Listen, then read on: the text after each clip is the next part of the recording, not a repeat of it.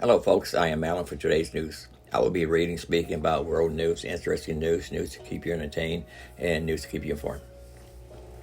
And what I got for you first is from Newsmax. This is from Trump. DOJ committing 2024 election interference.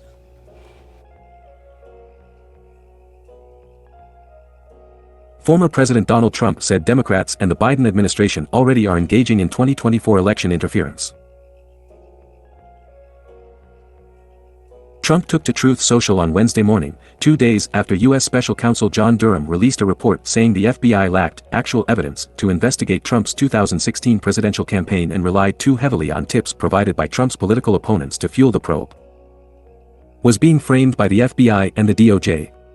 Now it continues with the box's hoax, the perfect phone call in Atlanta, the Manhattan DA, and the New York State AG scam. What a group, but all report to the Doge in Washington, Trump posted on his social media site. It's former FBI Director, James Comey and the sleazebags all over again. They are playing election interference in 2024 through illegal law enforcement against Republicans, in particular your favorite president, me. These are cheating lowlifes, but we will win. Our country is going to hell. Trump, who's running to reclaim the nation's highest office, is facing criminal charges in New York and 2 federal investigations by Special Counsel Jack Smith that are examining Trump's retention of classified records and his role in efforts to overturn the results of the 2020 presidential election. Trump previously has cited what he says is the weaponization of law enforcement and has called on Republicans in Congress to defund the Department of Justice and the FBI until they come to their senses. Republicans in Congress should defund the DOJ and FBI until they come to their senses. The Democrats have totally weaponized law enforcement in our country and are viciously using this abuse of power to interfere with our already under siege elections. Trump posted on April 5.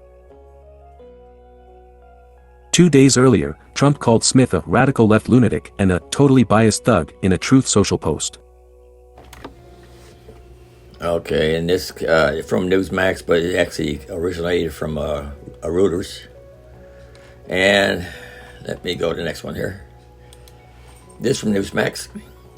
This from a poll.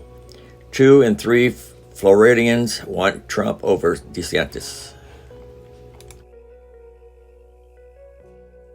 Florida Republicans may love their GOP Governor Ron DeSantis, but it's former President Donald Trump, who's a resident of the state, they'd like to see in the White House in 2024, according to a poll of Sunshine State voters.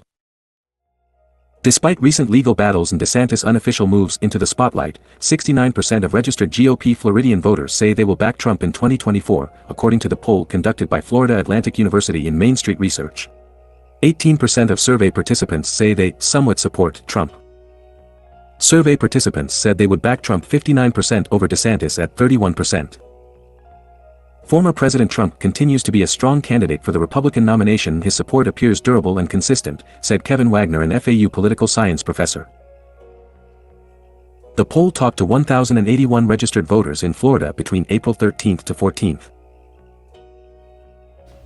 Okay, now I'm going to my next one now. This is from Newsmax. This is from Variety. Sources say Tucker Carlson told firing had Dominion ties. Variety magazine is confirming claims Tucker Carlson was told by an unnamed Fox Corporation board member that his firing was part of an oral understanding with Dominion Voting Systems. On April 26, Carlson spoke by phone with one of Fox Corp's 8 board members, who told the host that his recent benching was a condition of Fox News' settlement with Dominion Voting Systems, according to multiple sources with knowledge of the conversation, Variety reported Tuesday. That condition was intended to hurt Fox, and Tucker is just collateral damage, Variety quoted a source. Dominion wanted to punish Fox, and it's working.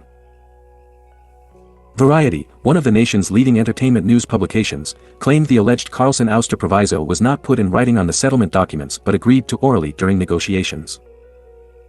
The report said Dominion had leverage to potentially back out of the deal before it is ultimately finalized in late May, if Carlson was not removed from the network. Dominion has vehemently denied Carlson's and Variety's claims. The reports of our involvement with his firing are 100% false, a Dominion spokesperson told Newsmax after the Variety report was published. As the Fox principals who negotiated the settlement well know, Dominion made no demands about Tucker Carlson's employment orally or in writing. Any claims otherwise are categorically false and a thinly veiled effort to further damage Dominion. Fox should take every effort to stop these lies immediately. A Fox News request for comment from Newsmax has yet to be returned. Last week, Axios reported Carlson's attorney had written to Fox claiming the network had engaged in fraud and breached its contract with their top host. Carlson was told by a member of the Fox board that he was taken off the air as part of the Dominion settlement, two sources briefed on the conversation, Axios reported. So far Fox has yet to explain why it fired its #1 rated host. But Tucker supporters like Megyn Kelly said the network, and its PR chief Irina Briganti, have engaged in a nasty smear campaign against Carlson to make it difficult for him to find employment elsewhere. Briganti has denied such claims. Despite denials, the Tucker link to Dominion continues to raise concerns. Last week Texas Governor Greg Abbott tweeted a possible rebuke of Dominion voting systems. If the public reporting is accurate that Dominion voting systems demanded that Tucker Carlson be fired as part of a litigation settlement, then I am happy that Dominion does not operate in Texas, and I don't think that they should do so in the future, Abbott wrote. We may disagree with others' positions, but we should never try to improperly silence views contrary to our own. If Dominion wants to do business with Texas in the future, they should first answer questions about what role, if any, they played in silencing a prominent conservative journalist. Texas rejected the use of Dominion voting systems software before the 2020 election, according to Variety. Carlson is said to remain under contract with Fox News, refusing to allow him out of his $10+ million per year contract that would keep him from joining a cable network competitor before January 2025. But Carlson announced last week he will be running an independent show on Twitter. Carlson's attorney, Brian Friedman, is currently negotiating with Fox to allow the host to work outside the network. Variety says if there is no resolution, Carlson is preparing for litigation and will watch the network implode attempting to challenge free speech. And the war's not over yet. If there should be some kind of a letter, notice, email, phone call, if Dominion was involved, with Fox, they can investigate it. Anyway, let's go to the next one here. This is from the cool down. I thought this one here was interesting since I got moles in my yard and we don't know how to get rid of them. It said homeowner shares how they ended a mole infestation in their yard without any traps or poison. Thanks for the tip.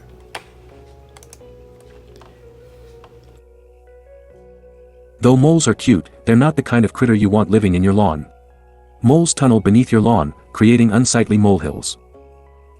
Luckily, TikToker Lydia, at the _B's_Edwardian, has shared a simple trick to get rid of moles using something you already have in your pantry: coffee. The scoop. Unlike most of us, moles hate the smell of coffee. To keep them from returning to your yard, simply sprinkle your leftover coffee grounds around the mole holes in your lawn. The smell will drive the moles away. Even after they're gone, be sure to treat your lawn with coffee every now and then to keep moles away. Once a month, Lydia filters water through her leftover coffee grounds and uses this to water the lawn. How it's helping. Mole removal can be pricey, costing you anywhere from $100 to $550. Using coffee grounds saves time and money without killing these critters. While most traps kill the moles they capture, coffee grounds simply encourage the moles to move somewhere else. Pest control can be dangerous for more than just moles, too. Some mole removal services use toxic chemicals that can injure pets, children, and local wildlife. Coffee, on the other hand, as well as being harmless, is actually good for your soil. Coffee grounds contain nutrients that can fertilize your plants and enrich your soil. Lydia's hack lets you protect your lawn, feed your garden, and reduce your waste all at once. What's everyone saying? Folks were grateful to learn this easy, harmless method of mole removal. Thanks for the tip, one user comments. Have they moved next door, a user jokes. Luckily, there is plenty of space for the moles now that they've left Lydia's yard. We back onto hundreds of acres of fields, Lydia says. I'm sure they'll be happy there. Okay, and let's see, do they have a video here? in our garden, and instead of killing them, I decided to put coffee down as I read they didn't like the smell of it. Now once a month we've been using all our leftover coffee granules and just watering the garden with it, and thankfully we're mole free. It's been about 6 months and I'm so happy we didn't have to kill them. Now that brings me to another thing. I found something a while back on Pinterest, and this is what it says here.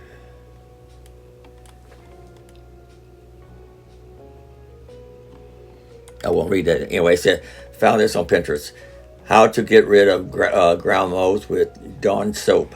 To get rid of ground moles with Dawn soap, mix 2 ounces of Dawn soap with a half a cup of castor oil and 4 cups of tap water. Mix well to make a natural repellent for moles and other boring animals. Pour the mixture into a garden sprayer and spray your lawn liberally. Do this in the evening. Soak the mole holes with the remaining mixture. Now, I have never tried none of these things, but I will be trying it this fall. That's when the moles start getting very active. And now we're going to go to my next article.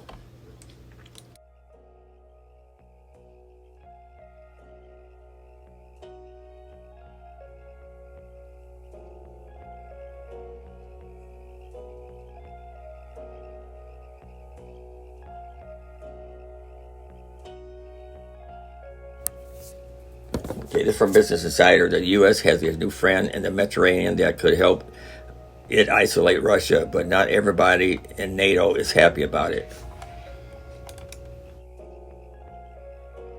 U.S. Cyprus.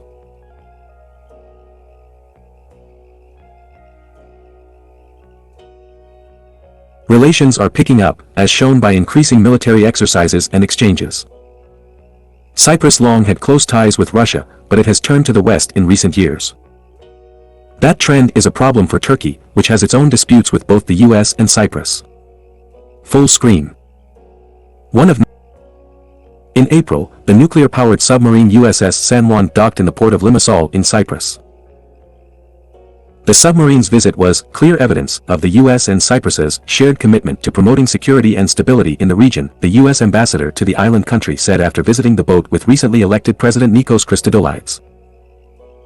The visit illustrates the importance that Cyprus's government puts on its relationship with the US and the value Washington sees in the island amid rising activity and tensions in the eastern Mediterranean. A strategic regional ally. Located in the northeast corner of the Mediterranean Sea, Cyprus has a valuable position in an important neighborhood, providing a perch from which to watch activity in the eastern Mediterranean and to reach into the Middle East and North Africa. The Republic of Cyprus, as it's formally known, was subject to a U.S. arms embargo imposed in 1987 and had developed close ties to Russia, but that dynamic has begun to reverse in recent years. At a Senate Armed Services Committee hearing in April, General Christopher Cavally, head of U.S. European Command and NATO Supreme Allied Commander, said Cyprus is ideally located for the U.S. to project power into the eastern Mediterranean. The region is a complicated area that has seen greatly increased competition as well as Russian naval presence in the past few years, Cavally said, adding that U.S. naval forces work extensively down there and that NATO is devoting a lot of attention to Russian activity in the region. Russia maintains a naval base in the Syrian port of Tartus, its only naval base outside the former Soviet Union, and an airbase nearby in Mimimim. Recent upgrades allow its airbase to support strategic bombers and its naval base to do more repairs for warships. Russia was also a close military partner and a major arms exporter to Cyprus. In 2015, Nicosia struck a deal granting Russian ships access to Cypriot ports for replenishment. Cyprus is also a major hub for illicit Russian funds. A westward shift. However, Nicosia has been moving away from Russia and pursuing a closer relationship with the U.S. In 2019, Congress voted to increase energy cooperation with Cyprus and other countries in the region. In 2020, the U.S. partially lifted its arms embargo so non-lethal equipment could be exported to Cyprus, and last year, it fully lifted the embargo. Sharing an equipment set with another nation creates a strategic bond as well as a practical bond that is very useful, Cavally said at the hearing when asked about the importance of Cyprus buying American rather than Russian or Chinese weapons. We keep a strong military-to-military relationship with Cyprus, Cavally said. Cyprus has expanded its military exchanges with the U.S., including formalizing its relationship with the New Jersey National Guard under the U.S.'s State Partnership Program in March. That agreement allows Cypriots to engage in various training and joint exercises on issues ranging from counterterrorism to emergency response, said Andrew Novo, a professor of strategic studies at the National Defense University. Cypriot and American units have already conducted joint exercises, and the U.S. is training Ukrainian troops on the island. Nicosia has also undone some of its ties to Russia. Following Moscow's attack on Ukraine in February 2022, it scrapped the 2015 deal and barred Russian ships from its ports.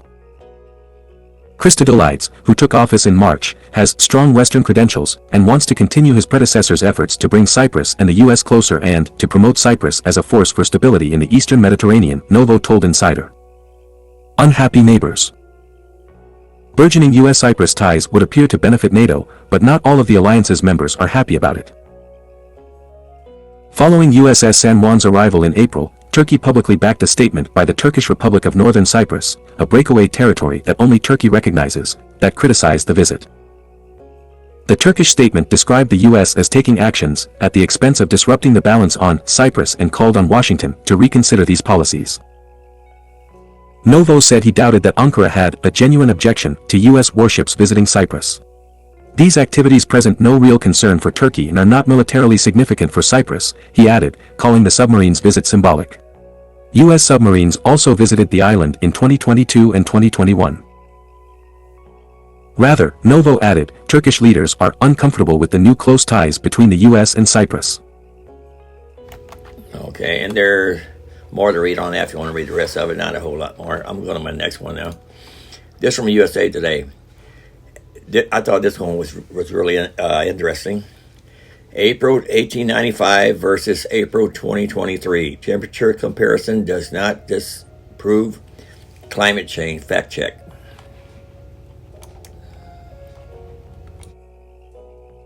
The claim, April 1895 v. April 2023 temperature proves CO2-driven global warming is a hoax. A tweet shows a National Oceanic and Atmospheric Administration graph with average April temperatures for the lower 48 states between 1895 and 2023. There is considerable variability in the graph, but it shows April 2023 was cooler than April 1895. USTN from NOAA, April 2023 cooler in the U.S. than April 1895, despite a 1,000% increase in industrial-era atmospheric CO2, reads the May 12 tweet, direct link, archive link. Emissions-driven warming is a total hoax. The tweet was shared on Facebook more than 60 times in 4 days, according to CrowdTangle, a social media analytics tool. It was retweeted more than 2,000 times. Our rating, false. The post is inaccurate in 2 ways. First, a global warming trend cannot be proven or disproven by comparing temperature data from only 2 months. When all available data is analyzed, there is a clear overall global warming trend driven by human-released carbon dioxide emissions. Second, the post drastically overstates how much atmospheric CO2 has increased. U.S. has warmed significantly since 1895. Comparing 2 discrete, short time frames to each other is not an effective way to determine whether global warming has occurred, according to Sean Burkle, an assistant professor at the University of Maine and the Maine state climatologist. To identify climate trends, it is necessary to examine long-term observational records, not just recent months or seasons, he told USA Today in an email. The graph in question comes from NOAA's National Time Series tool, and the trends become clear upon a closer look at this data. While the tool shows April 1895 was warmer than April 2023, it also shows there has been nearly 1 degree of warming per century since 1895, about 1.2 degrees total, for the month of April. This information is easily accessed while using the tool but was not included in the tweet. On an annual basis, the tool shows U.S. temperatures increased by 1.6 degrees per century minus 2 degrees total minus between 1895 and 2022. The rate of warming in the U.S. is increasing, having roughly doubled or tripled since 1979, according to the Environmental Protection Agency. Similar to the U.S., the average global temperature has increased nearly 2 degrees since 1880, according to NASA.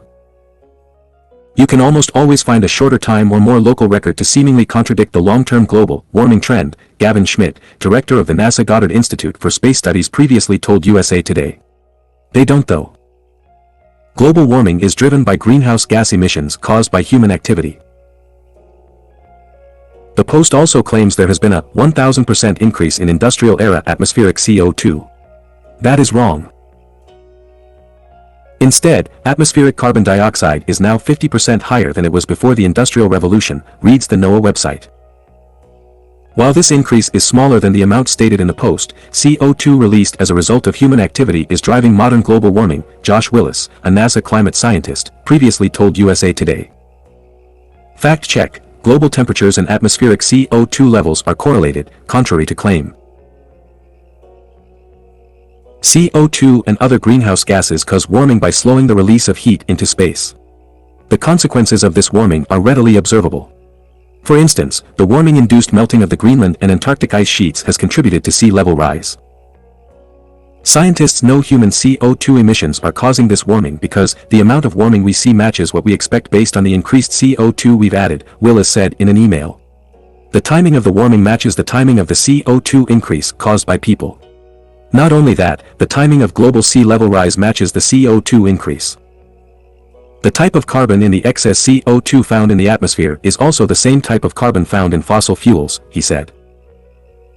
Scientists have looked for other sources of heat, cycles of the sun, volcanoes on the sea floor and pretty much everything else you can think of, Willis said. Nothing besides humans burning fossil fuels can explain all of these things. USA Today reached out to the Twitter user who shared the post for comment but did not immediately receive a response.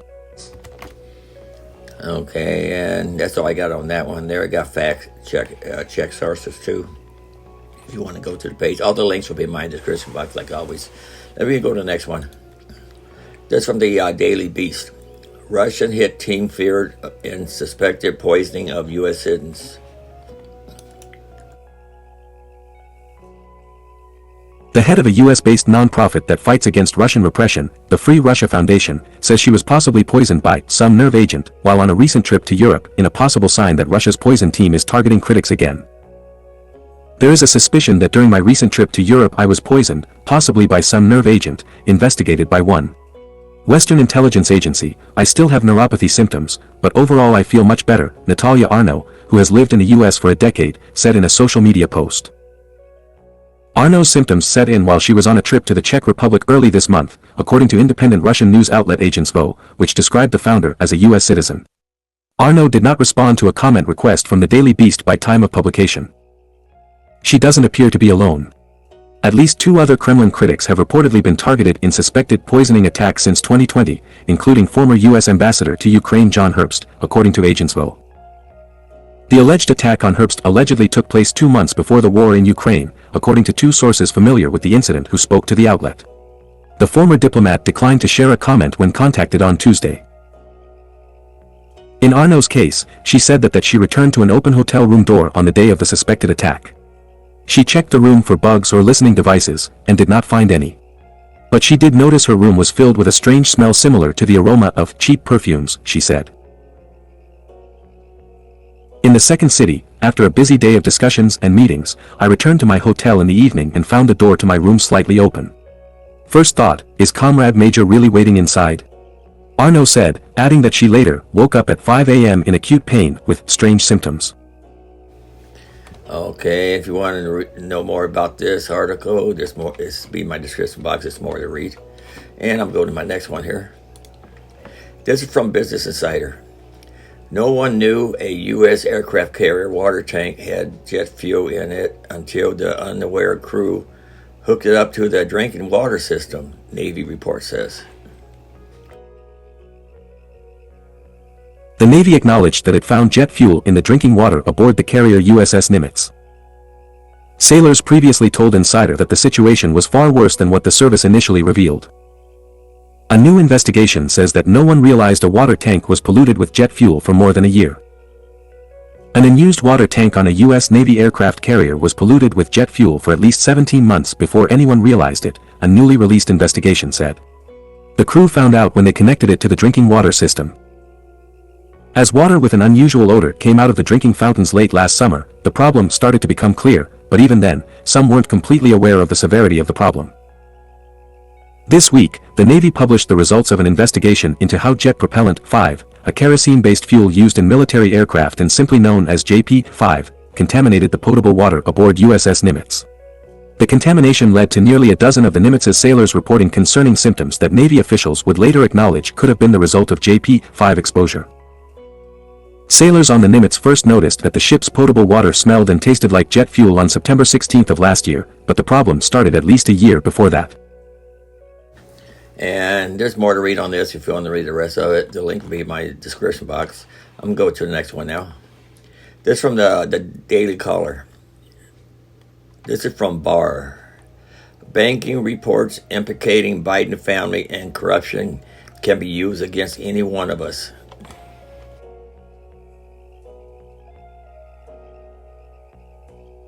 Last week, the GOP-controlled House Oversight Committee publicly outlined a series of financial transactions possibly implicating various Biden family members in corrupt financial dealings involving millions of dollars. What the American public does not realize is that the information uncovered and made public by the committee came primarily from what are known as Suspicious Activity Reports or SARs. These reports are secret and are routinely filed against private citizens by banks and other financial entities, including casinos and mortgage brokers, as mandated by federal law. The grounds on which each SAR is filed can be for something as significant as a large international wire transfer, or as mundane as a deposit of a cashier's check or cash by a bank customer who just sold an automobile and simply wants to place the money in their account. The bank customer will almost never know that such a report has been filed with Uncle Sam, because under the 1970 law that created SARs, the financial institution is prohibited from informing the customer. SARs forms have been modified over the past half-century, but still require all employees of financial institutions to file a report whenever they consider that a customer's transaction has raised suspicion. While neither the SAR itself nor the SAR instructions explain in detail what constitutes a legal basis on which to conclude that a customer's activity is sufficiently suspicious to warrant filing SAR, the sweep of the law is extremely broad. Federal law requires, for example, that any transaction of $5,000 or more must be reported via SAR whenever the bank employee concludes it has no business or apparent lawful purpose or is not the sort in which the particular customer would normally be expected to engage. Let that last part about a transaction in which the customer would not normally engage sink in. If an otherwise fully law-abiding bank customer goes to their bank where they have maintained an account for years or even decades and makes a deposit of more than $5,000 while their normal deposit might be for, say, $1,500, the bank will secretly file SAR with the U.S. Financial Crimes Enforcement Network, FinCEN. All that is required to trigger such a filing is a transaction that does not fit the normal pattern of transactions for the particular customer. Regardless of whether such a report was filed because the bank management instructed the employee to do so, or because the employee decided for themselves on a voluntary basis to send it in, neither the employee nor the bank can ever be sued by the customer or otherwise held liable for any SAR filings. They have complete immunity from being held accountable. What the FinCEN does with the millions of SARs it receives and databases is, of course, up to the Treasury Department of which FinCEN is a part, but unless a customer is later charged with a crime, or, as in the most recent matter of the House Oversight Committee making SARs on the Biden family public, customers will never know their transactions are on file as being suspicious. And you can read the rest of this in my description box if you like. They probably got a SARs on me, because I got hurt in an accident and got the money from a lawyer, and don't usually do that. Let me go to the next one. Okay, this is from Business Insider. A Russian warlord posed over the body of a U.S. Army vet killed in Ukraine. Then bizarrely said he'd send him back to America, draped in a flag as a sign of respect.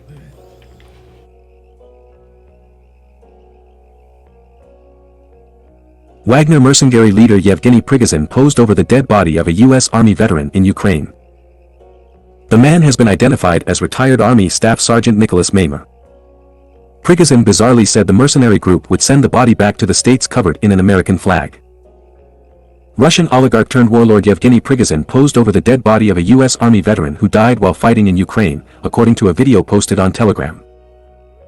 The video appeared to show American documents that identified the fallen soldier as retired Army Staff Sergeant Nicholas Mamer, a native of Idaho. Mamer's uncle confirmed his identity to the Idaho statesman.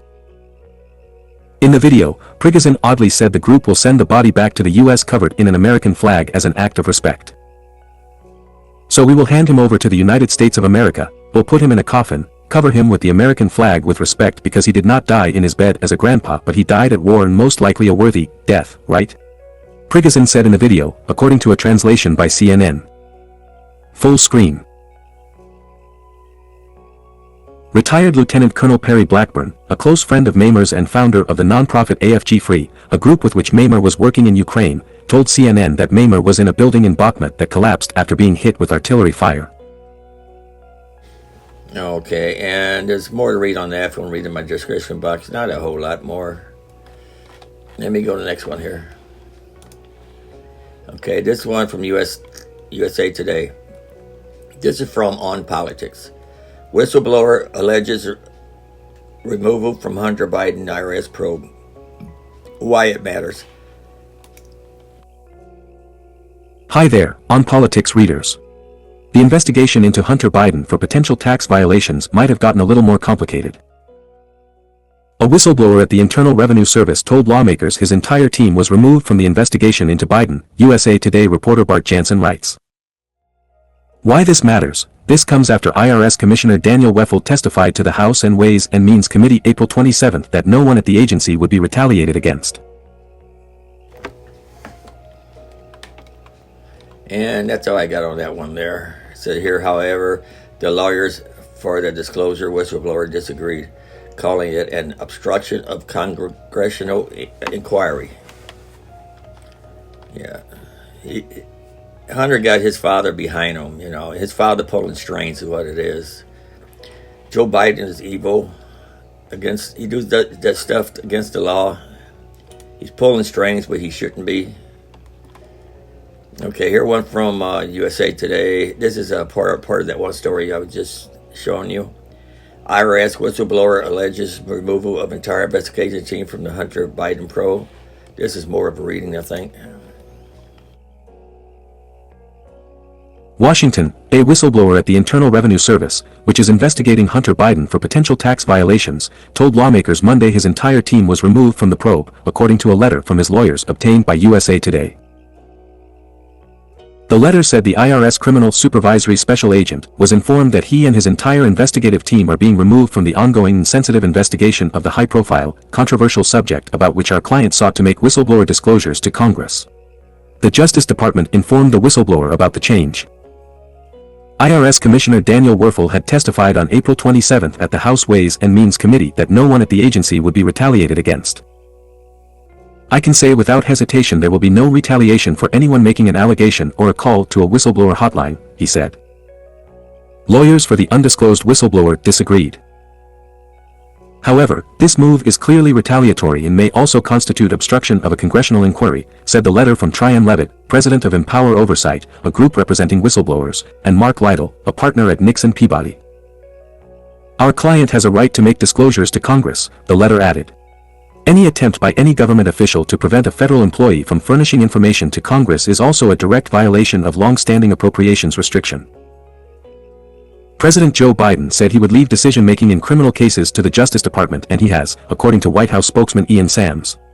The case is being investigated by Delaware U.S. Attorney David Weiss, who was appointed by former President Donald Trump and who hasn't announced any charges yet. Since he took office and consistent with his campaign promise that he would restore the independence of the Justice Department when it comes to decision-making in criminal investigations, President Biden has made clear that this matter would be handled independently by the Justice Department, under the leadership of a U.S. attorney appointed by former President Trump, free from any political interference by the White House, Sam said. He has upheld that commitment. The IRS issued a statement Monday that under federal law the agency can't comment on specific taxpayer matters, but that the agency is deeply committed to protecting the role of whistleblowers.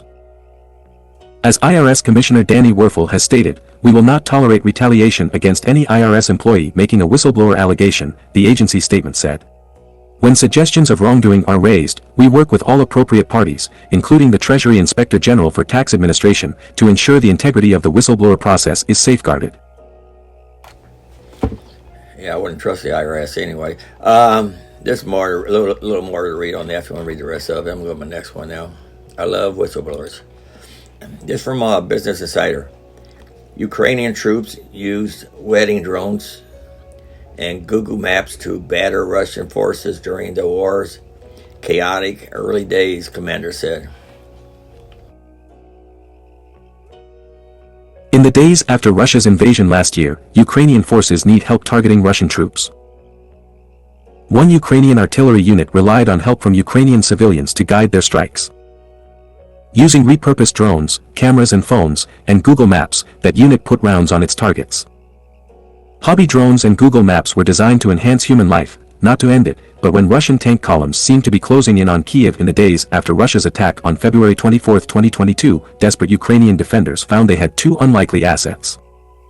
Colonel Ola Shevchuk, commander of Ukraine's 43rd Artillery Brigade, and Colonel Serhiy Ocharenko, the brigade's chief of staff, told Ukrainian media that they were able to use civilian drones and Google Maps, sometimes with the help of Ukrainian civilians, to locate and target Russian forces in the early days of the war.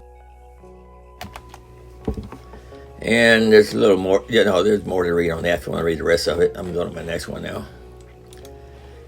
Okay, this from the New Voice. Ukrainian military captures another Russian mercenary near Bakhmut.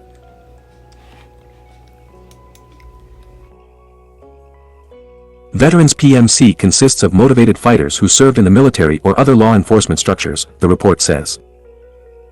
Our guys from the Territorial Defense Forces have started capturing not some conscripts, but the Putin-Shoigu Guard. According to the account, the mercenary broke out in tears after he was captured, and claimed that he was forcibly conscripted. I was forced to go to war, said the frightened mercenary.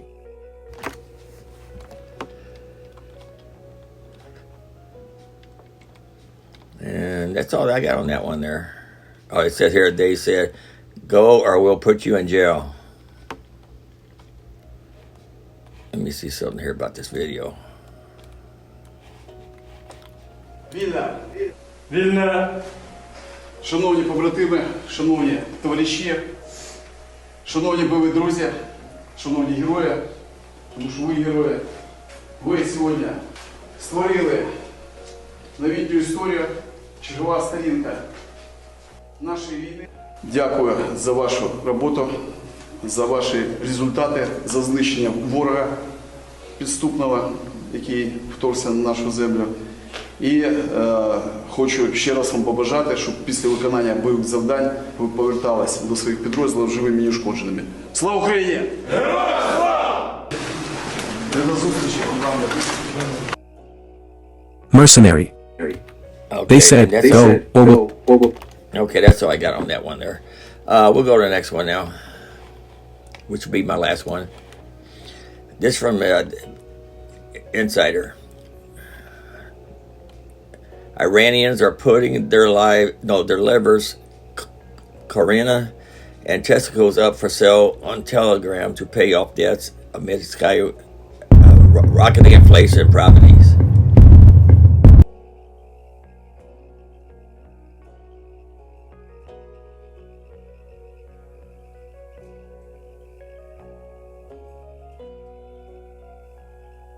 Iranians are selling their organs on Telegram in the face of harsh economic realities. Insider reviewed Telegram listings showing people selling their livers, corneas, and testicles. Many of the listings said they were selling their organs to pay off debts or to avoid bankruptcy. Full screen. As Iran grapples with rocketing inflation and widespread poverty, some are resorting to desperate measures to try to get out of debt, selling their bodies, part by part. Insider has reviewed dozens of messages on the Telegram app, widely used in Iran, which appear to show impoverished Iranians advertising a range of organs for sale, with many citing debts and risk of bankruptcy as their reasoning for making such dramatic decisions. Selling kidneys is legal in Iran, unlike in other countries, but transactions are regulated and the sale of other organs is forbidden. However, messages reviewed by Insider, of which there are hundreds, appear to show a booming online black market of people selling everything from their livers to their bone marrow. Perhaps the most shocking sales pitch is from a man advertising his testicles for sale. That listing read, selling testicles, 25 years old, blood type O+, left or right testicle, doesn't matter, I am selling because of debt. Another listing also advertised testicles for sale, with the man offering to travel to nearby cities for the transplant surgery for the right price. The listings appear on 3 separate Telegram channels, and follow a similar format: the organ for sale, the gender of the intended donor, their blood type, the proposed price, a location, and a brief overview of their medical history. One 33-year-old man listed himself as selling his stem cells, bone marrow, and the corneas of his eyes, adding that he is doing so due to financial problems and bankruptcy. Another individual, 31, listed his liver for sale for 900 million Iranian rials, the equivalent of $21,301.78. How many of these sales or transplants have gone through is unclear, but Dr. Gabriel Danovich, John J. Kuiper Chair in Nephrology and Renal Transplantation at the David Geffen School of Medicine at UCLA, told Insider he finds the whole thing beyond belief. He added, "You don't take corneas from living people, I can't believe you would do that." Iran is the only country in the world where it is legal to exchange an organ for money. It can only be a kidney, and it must be done in coordination with a government foundation, with limits on the compensation offered. Nonetheless, sellers and donors regularly circumvent the legally approved process, opting instead for potentially more profitable under-the-table deals, according to a 2022 study in the journal Transplant International. It's also illegal for kidneys to be sold outside of Iran because this would amount to organ trafficking, or even to non-Iranians in Iran. But according to Iran International, desperate Iranians have been going to Iraq to sell their kidneys, and others are being led by middlemen to travel to the United Arab Emirates and Turkey to sell other body parts.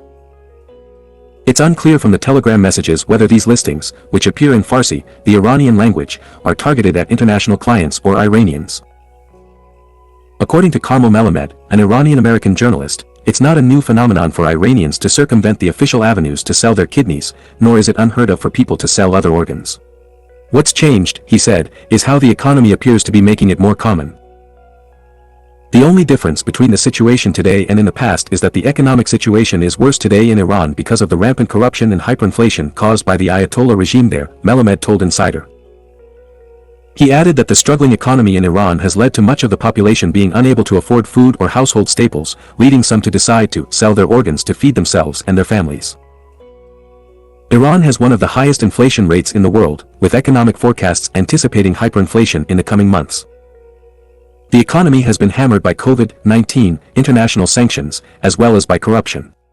And the poorest are suffering particularly, with the cost of many food items going up more than 50% since mid-2022. Beni Sabti, who was born in Tehran and is a researcher into Iranian social networks at the Jerusalem Institute for Strategy and Security, said financial hardships were forcing poorer Iranians to do anything to stay afloat. "You cannot believe how the economic situation is that bad in Iran," he told Insider. "Iranians make this very bad compromise with the regime, with their lives, and they are ready to sell their organs to live another day." Yeah, that's a crying shame there. I didn't think they knew anything about bankruptcy over there. But be that poor, I still wouldn't sell my organs. No way. Anyway, that was something interesting. Anyway, that's all I got for you today. Remember, I am Alan. For today's news, I will be reading, speaking about world news, interesting news, news to keep you entertained, and news to keep you informed. And I hope I got some information for you. I hope you like my news. And don't forget to like, subscribe, at least come back once in a while. And I thank you for watching. Later.